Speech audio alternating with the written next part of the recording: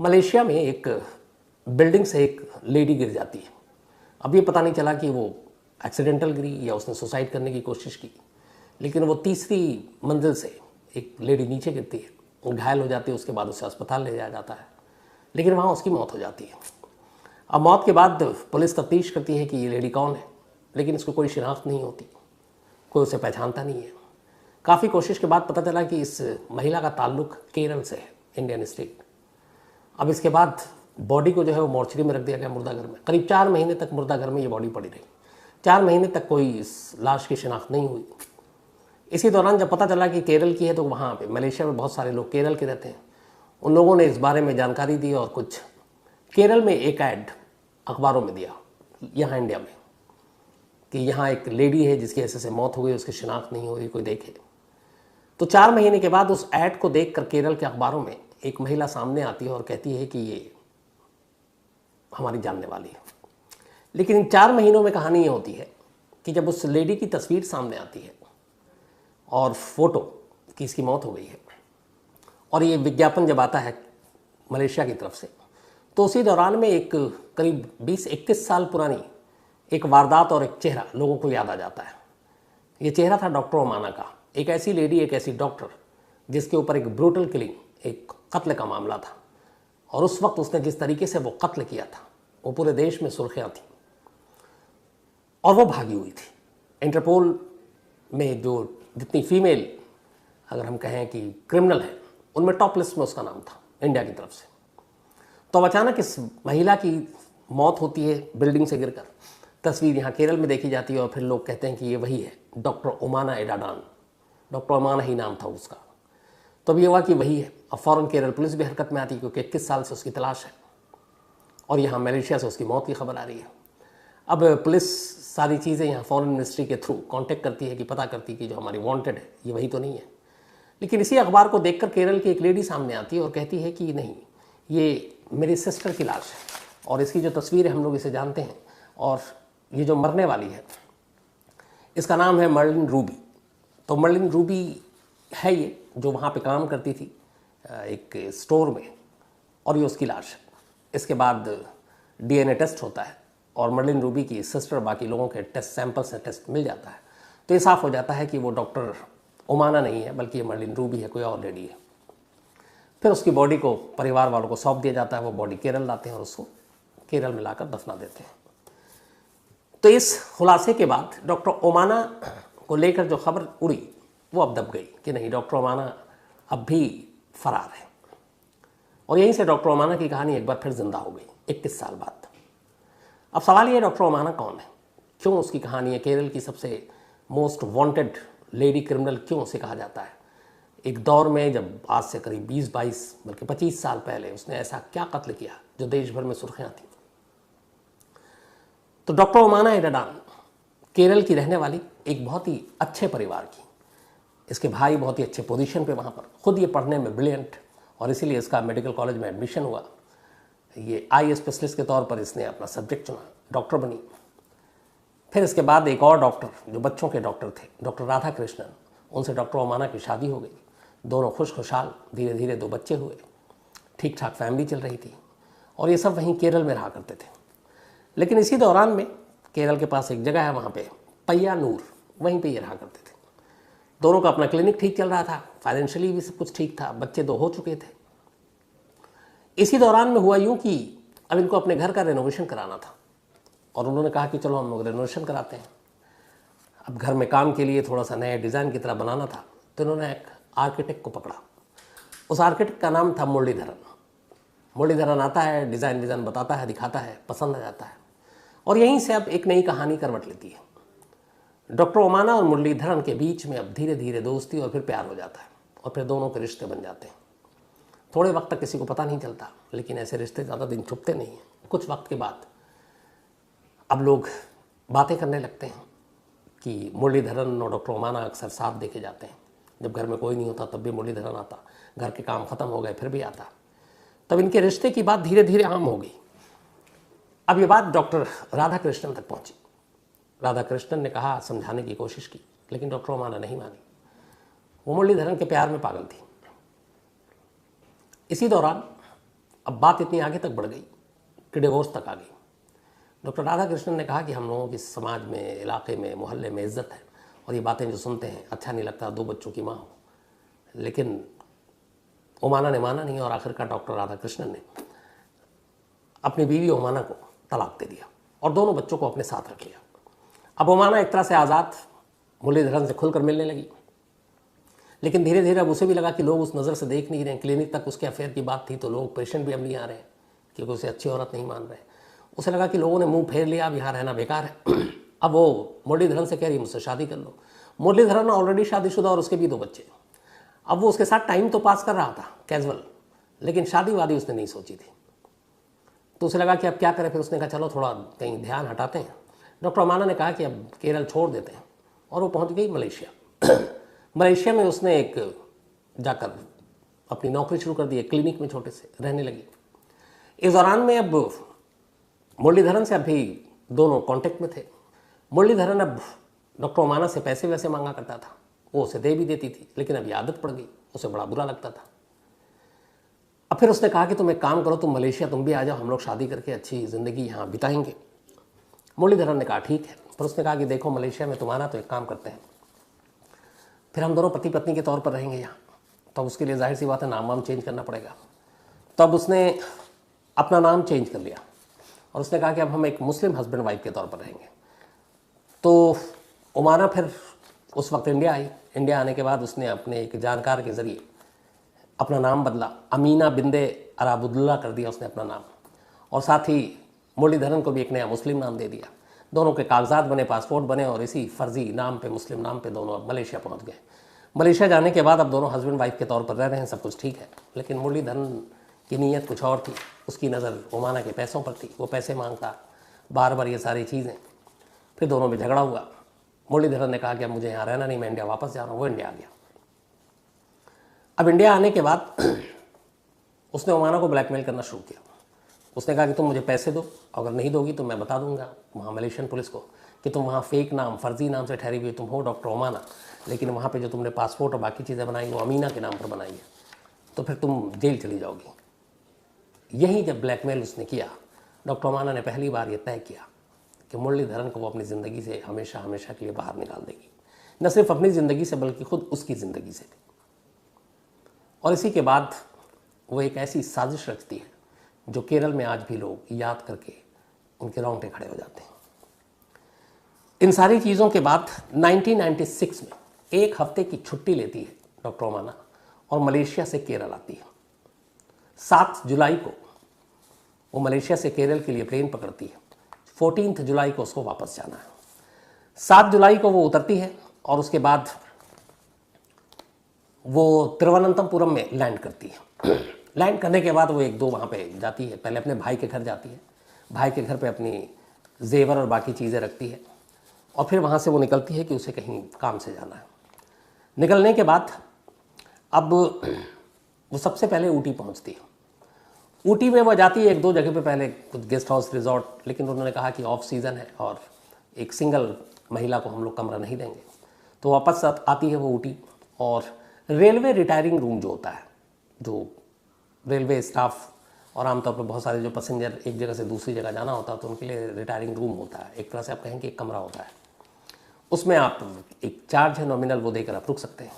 तो ये railway retiring room में जाकर एक रूम बुक करती है, रूम नंबर 4, लेकिन अपने असली नाम से नहीं और उस फर्जी नाम से भी नहीं, एक नए नाम से। इस बार उसने अपना नया नाम रखा हेमा और दिखाया कि वो न्यू दिल्ली से आ रही है। अब दिल्ली से आ रही है तो उसको हिंदी भी बोलना है, तो वो अपना हिंदी में बात कर रही है। अब उसने रूम बुक किया और ये तारीख थी 1996, 7 जुलाई 1996। रूम बुक करने के बाद वो अपना ट्रॉली बैग रखती है, फिर वहाँ से निकल जाती है। अब वो बाहर जाती है, बाहर जाकर अब इधर उधर और रिजॉर्ट ढूंढती है। फिर ये मार्केट जाती है, मार्केट से ये 2 बड़े सूटकेस खरीदती है, 2 ट्रॉली बैग ऑलरेडी इसके पास है। सूटकेस खरीदने के बाद अब ये कुछ रिजॉर्ट में जाती है, तो आखिरकार में वहाँ पे एक रिजॉर्ट है IGGI ऊटी में, वहाँ पे 3 दिनों के लिए एक रूम बुक करती है। और रूम बुक करने के बाद वो जो अपना बैग इसने ख़रीदा नया वो रखती है।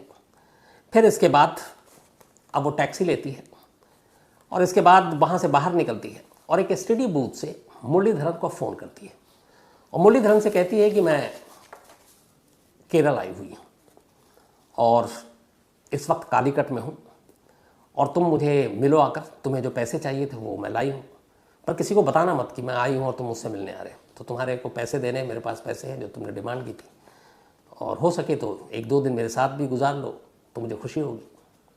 मुरलीधरन खुश हो जाता है कि एक तो पैसे मिल रहे हैं, फिर वो वहाँ डॉक्टर के साथ 1-2 दिन और रहने का मौका मिलेगा। तो वो पहुँचता है अगले दिन वो उसको लेकर IGGI रिजॉर्ट जाती है और ये दोनों उसी रिजॉर्ट में पूरी रात गुजारते हैं जो उसने 3 दिन के लिए बुक कर रखा था। अगली सुबह ये उस रिजॉर्ट से निकलते हैं और निकलने के बाद उस रिजॉर्ट में जो इसने बैग रखा था वो बैग लाकर रेलवे के रिटायरिंग रूम में रख देते हैं। इसके बाद फिर ये लोग बाहर निकलते हैं, एक अच्छे से होटल में जाते हैं जिसमें बार भी है, और वहाँ खूब अच्छा खाना खाते हैं और मुरलीधरन को खूब ये ड्रिंक पिलाती है। मुरलीधरन एकदम खुश। सब कुछ करने के बाद अब शाम को ये रिटायरिंग रूम में लौटती है। अब शराब का नशा भी है, डॉक्टर साथ में है और डॉक्टर जिस मकसद से आई थी उसे भी काम पूरा करना था।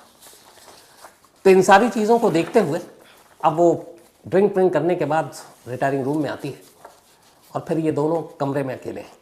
इसी दौरान में डॉक्टर ओमाना मुरलीधरन से कहती है कि मैं मलेशिया से एक ख़ास मेडिसिन लाई हूँ जो सेक्स पावर को बढ़ाता है, उसको सिरिंज के ज़रिए दिया जाता है। मुरलीधरन खुश हो जाता है, कहता है आप मुझे दे दो डोज। अब ये बाकायदा है इंजेक्शन में वो दवा डालती है और उसको दे देती है। थोड़ी देर के बाद मुरलीधरन की आंखें बाहर, सांस गायब, मुरलीधरन की मौत हो गई। दरअसल वो अपने साथ एक जहर लाई थी, डॉक्टर तो थी ही थी, और उस जहर को उसने इंजेक्शन के थ्रू, सिरिंज के थ्रू मुरलीधरन के जिस्म में डाल दिया। थोड़ी देर में ही मुरलीधरन की मौत हो गई रेलवे रिटायरिंग रूम के अंदर। अब मुरलीधरन की मौत होने के बाद उसने जब देख लिया कि एकदम ये बिल्कुल मर चुका है, उसने उस रिटायरिंग रूम के पर्दे के जो खिड़की थी उसके ऊपर कपड़ा डाला ताकि बाहर से कुछ दिखे नहीं। इसके बाद उसकी लाश को घसीट कर वो बाथरूम की तरफ ले गई। अपने साथ इसने कुछ हथियार भी रखे थे, तेज धार। अगले 3 घंटे तक तसल्ली से बैठकर उसने मुरलीधरन की लाशों के टुकड़े किए, हाथों को कोहनी से अलग किया, पैरों को अलग किया, यहाँ तक कि उसके जितने ऑर्गन थे अंदर जिस्म के, उन सबको भी बारी बारी से काट कर बाहर निकाला। छोटे छोटे पॉलीथीन भी लेकर आई थी। 2 उसके पास बड़े सूटकेस थे जो उसने खास इसी मकसद से खरीदा था, 2 ट्रॉली बैग और पॉलीथीन। अब वो मुरलीधरन के उन लाशों के छोटे छोटे टुकड़ों को पॉलीथीन में डालती जाती और जो बाकी चीज़ें और ब्लड ये है वो सब कम्बोर्ड में डालकर और फ्लैश कर देती। बहुत सारे उसके लाश के टुकड़े उसने कम्बोर्ड में डाले, फ्लैश किया। शुरू में सब चला गया, लेकिन बाद में वो ज़्यादा डालने लगी, वो चौक हो गया। अब उसे लगा कि ये गड़बड़ हो जाएगा। किसी तरह उसने खैर फ्लैश के ज़रिए उस कम्बोर्ड को साफ़ किया। अब उसे लगा कि ज़्यादा नहीं बहा सकते वरना फिर भेद खुल जाएगा। अब उसके बाद उसने बाकी बचे हुए टुकड़ों को पॉलीथीन में डाला और उन पॉलीथीनों को 2 बड़े सूटकेस में डाला। दोनों बड़े सूटकेस में डालने के बाद ये रात आराम से वहीं रही, उसी रेलवे रिटायरिंग रूम में। नेक्स्ट मॉर्निंग 12 जुलाई की तारीख आ गई। अब वो सुबह रेलवे रिटायरिंग रूम को खाली करती है, अपने 2 ट्रॉली बैग और 2 बैग जिसमें लाश है उसको लेकर एक टैक्सी बुक करती है और उस टैक्सी में रखती है। लेकिन रेलवे रिटायरिंग रूम के जो मैनेजर उससे कहती है कि कुछ सामान अभी मेरा रूम के अंदर है, मैं 1 घंटे में आकर आपको चाबी वापस करूंगी और तब मैं चेकआउट कर जाऊंगी। तो मैनेजर उसे 1 घंटे का एक्स्ट्रा टाइम देता है कि ठीक है आप 1 घंटे में कर दीजिए। अब ये सारी चीज़ें लेकर जो बैग में टैक्सी पे बैठती है और वापस IGGI रिजॉर्ट जाती है, जहाँ 3 दिन के लिए उसने कमरे बुक कर रखे हैं, जहाँ पहली रात उसने गुजारी थी। वहाँ जाने के बाद वो चारों बैग को वापस कमरे में रखती है, वापस आती है, फिर रेलवे रिटायरिंग रूम चाबी देती है और फिर IGGI वापस जाती है। वो 1 घंटा उसने चाबी जो डिले किया नहीं देने के लिए, उसका मकसद ये था कि जब वो रूम चेकआउट करेगी तो हो सकता है क्लीनिंग और बाकी चीज़ों के लिए लोग रूम के अंदर जाएँ और कोई ऐसा सबूत या निशान मिल जाए जिससे वो पकड़ी जाए, तो कम से कम इतना टाइम हो कि वो वहाँ से निकल ले तब वो चाबी दे। तो अपने सारे सामान तो इसने उठा लिए थे और उसके बाद इसने 1 घंटे का टाइम भी दिया ताकि कुछ स्मेल या बाकी चीज़ें ना हो, और फिर उसके बाद वापस आकर चाबी देती है। और चाबी देने के बाद ये फिर वापस उसी IGGI जो गेस्ट हाउस था वहाँ जाती है। वहाँ पे फिर वापस ये सारे बैग को अपने कमरे में ले जाती है। वहाँ जाके एक बार फिर कम्बोर्ड में डालकर फ्लैश चलाती है छोटे छोटे टुकड़ों को। शुरू में फिर जाता है, लेकिन बाद में वहाँ पे चौक हो गया। अब उसे लगा कि यहाँ भी पकड़े जाएंगे, गड़बड़ हो जाएगा, तो क्या करें। तो इसके बाद अपना वो इरादा बदल देती है कि इन सारे बॉडी को यूँ कम्बोर्ड में डालकर फ्लश करना आसान नहीं है, कुछ लाश के टुकड़े बड़े भी थे। तो इसीलिए अब कहती है कि यहाँ से निकलना चाहिए, अब कुछ और तरीका सोचना चाहिए। अब इसके बाद वो वहाँ से निकलती है, और वहाँ से निकलने के बाद अब ये कोयम्बटूर की तरफ जाती है। अभी तक वो वहीं थी ऊटी में, कोयम्बटूर की तरफ जाती है, एक टैक्सी लेती है, और टैक्सी से इस बार वो गांधीपुरम मंगला इंटरनेशनल में एक बुक फर्स्ट फ्लोर पे एक रूम बुक करती है। फिर उस रूम में जो बुक करती है, इस बार उसने नया नाम रखा था अपना मुमताज़। वहाँ रूम बुक होता है, एक लॉज था ये। इसके बाद वो फिर लॉज के अंदर जाती है सारे चारों बैग लेकर, 2 में ट्रॉली बैग है सिर्फ कपड़े और वो है, 2 में है जिनमें लाशों के टुकड़े हैं। वहाँ ले जाने के बाद फिर पॉलीथीन बाहर निकालती है, फिर उसको कमोड में डालती है, फिर फ्लैश चलाती है। कुछ हिस्से जाते हैं, फिर कुछ चौक हो जाता है। अब उसे लगता है कि ये तीसरी बार हुआ है, क्या करें। अब इधर वक्त भी बीत रहा है क्योंकि कत्ल हुए हुए भी अब 2-3 दिन हो गए हैं। तो बहुत सारे परफ्यूम निकालती है। अब परफ्यूम जो है वो सूटकेस के ऊपर डालती है, अंदर डालती है। तो फिर अब सोचती है कि बाकी लाश को ठिकाने कैसे लगाएं। तभी उसे पता चलता है, क्योंकि वो ऑलरेडी उस इलाके की रहने वाली भी थी, कि एक कुड़ई कनाल बहुत खूबसूरत जगह है। कुड़ई कनाल में एक सुसाइड पॉइंट है जिसको कॉकर्स वॉक कहते हैं। तो उसने कहा वह बहुत सारे लोग जाकर सुसाइड करते हैं, लोग मरते हैं, ऊपर घाटी है, नीचे कूद जाते हैं। तो उसे लगा ये बेस्ट है, अगर हम ये दोनों सूटकेस उसी सुसाइड पॉइंट से ले जाकर फेंक दें तो छुटकारा मिल जाएगा इस लाश से। फिर उसे लगता है यही सही है। अब इसके बाद ये वहाँ से कुड़ई कनाल के लिए निकलती है, और कुड़ई कनाल पहुँचने के बाद फिर एक रूम बुक करती है एक लॉज में। इस बार इसने रूम बुक किया सारा फ्रॉम न्यू दिल्ली। वहाँ जाने के बाद अब ये सब कुछ रखती है। फिर इसके बाद अब आगे का उसको प्लान है उसी सुसाइड पॉइंट पे जाना। इसके बाद फिर वो एक टैक्सी करती है कोयम्बटूर से और निकल पड़ती है कुड़ई कनाल के लिए, जहाँ उसे जाना था कॉकर्स वॉक, सुसाइड पॉइंट। ये वहाँ पहुँच जाती है। अब वहाँ पहुँचने के बाद इसको 2 सूटकेस को ठिकाने लगाना है, खाई या पहाड़ी से फेंकना है। लेकिन वहाँ इत्तेफाक से ये हुआ कि उस दिन वीकेंड था और अच्छे खासे सैलानियों की भीड़ थी हर तरफ। तो उसे पैदल चलकर उस सूटकेस को वहाँ तक ले जाना जहाँ तक कोई उसे देख ना पाए, ये मुमकिन नहीं था, हर तरफ लोग थे। तो इसे लगा कि ये बड़ा मुश्किल है, लोगों की नज़रों में आ जाएंगे अगर सूटकेस फेंकते हुए किसी ने देख लिया। तो उसे अपना प्लान कैंसिल करना पड़ा। अब वो वापस आती है और फिर टैक्सी में बैठती है और कहती है कि चलो, अब वो सोच रही कि आगे क्या करना है पता ही नहीं। अब इत्तेफाक से जब वो वापस टैक्सी में बैठती, टैक्सी पंक्चर हो जाता है। पंक्चर होने के बाद अब उसे एक भाई टैक्सी वाला कहता है मैं आपको दूसरी गाड़ी करवा देता हूँ, वहाँ पे उसके पंक्चर बनाने का कोई साधन था नहीं। तो उसको एक ओमनी वैन, वो वाला ड्राइवर जो है ओमनी वैन करवा देता है। ओमनी वैन से कहता है मैडम को आप ले जाओ, छोड़ दो। उस ओमनी वैन का ड्राइवर था जिसका नाम था राजा। अब ये गाड़ी रुकी, ओमनी वैन की डिक्की खुली, उसमें 4 बैग रखना है। कोई भी ड्राइवर हो, आमतौर पर अगर सामने एक महिला हो, सामान भारी हो, तो ड्राइवर हेल्प करता है उठाकर रखने में, और सामने वाला भी कहता है हेल्प कर दीजिए। लेकिन ड्राइवर राजा को बड़ा अजीब लगा जब उस गाड़ी से, पहली टैक्सी से, पंक्चर टैक्सी से इस ओमनी वैन में बैग रखने हैं। उसने डिक्की खोली भी, तो दोनों सूटकेस जब वो आगे बढ़ा मदद करने के लिए तो मना कर दिया उसने कहा नहीं मैं खुद रखूँगी। और उसके बाद उसने खुद रखा, काफ़ी हेवी था, उठाने में मुश्किल भी हुआ, लेकिन उसने दोनों सूटकेस खुद रखा। फिर उसके बाद ट्रॉली रखी, उसके बाद बैठ गई। अब गाड़ी चल पड़ी। अब ये आगे जा रही है, लेकिन इत्तेफाक से अब तक 3 दिन हो चुके थे। अब लाश से बदबू आने लगी थी, परफ्यूम वर्फ्यूम वो डाल चुकी थी, उसके बावजूद गाड़ी का शीशा वीशा बंद था। अचानक गाड़ी के अंदर स्मेल ज़्यादा आने लगी। अब थोड़ी देर में राजा जो ड्राइवर था उसको बड़ा अजीब लगा। जब बर्दाश्त के बाहर हुआ, उसने शीशा खोला, फिर पूछा कि मैडम बैग में क्या है, बहुत बदबू आ रही है, और उसे कुछ डाउट भी हो रहा है।